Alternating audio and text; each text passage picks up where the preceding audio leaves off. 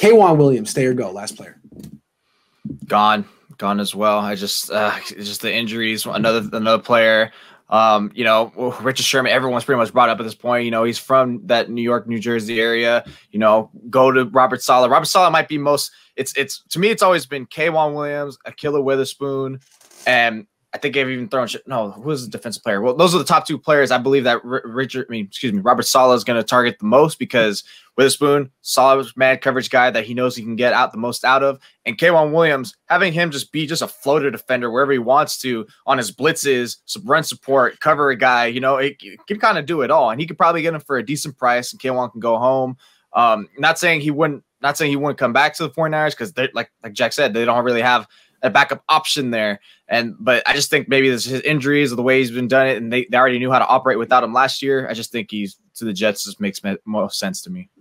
It does make sense he goes to the Jets because Brian Poole, I believe, was their slot guy last year, and he's a free agent. And so they have that hole there where they can easily fill it with K'Wan Williams. And as I was saying before, there's a lot of guys that are above on the order, what Richard Sherman was saying during the season, where there's more important guys they have to sign at this time. So he could see him not coming back. I think that holds true with K'Wan Williams. I think you got to address outside corner before you address the slot, in my opinion. At least one position. If Emmanuel Mosley's going to be one of the starters, then okay, that's fine. Then you can look at K'Wan Williams. But I think K'Wan Williams is going to get $5.5, $6 million, and that's a deal for his impact when he's on the field. But if you don't want to pay $6 million for a guy that misses a couple games each year, then you can't.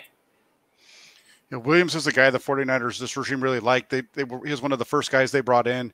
If not the first. Yeah, he was right there with Juszczyk. So, but I think he's going to be gone. I think he's going to go get more money somewhere else, and they're going to be looking to get a little bit younger at that position too. So I think he's going to be gone. Yeah, I mean, it's just a Trent Williams cap casualty.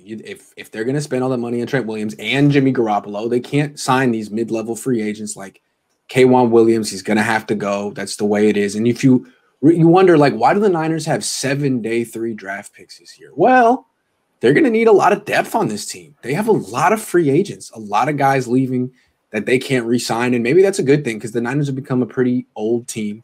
Fine. Well, they do need a lot of draft picks, and that's why they have them.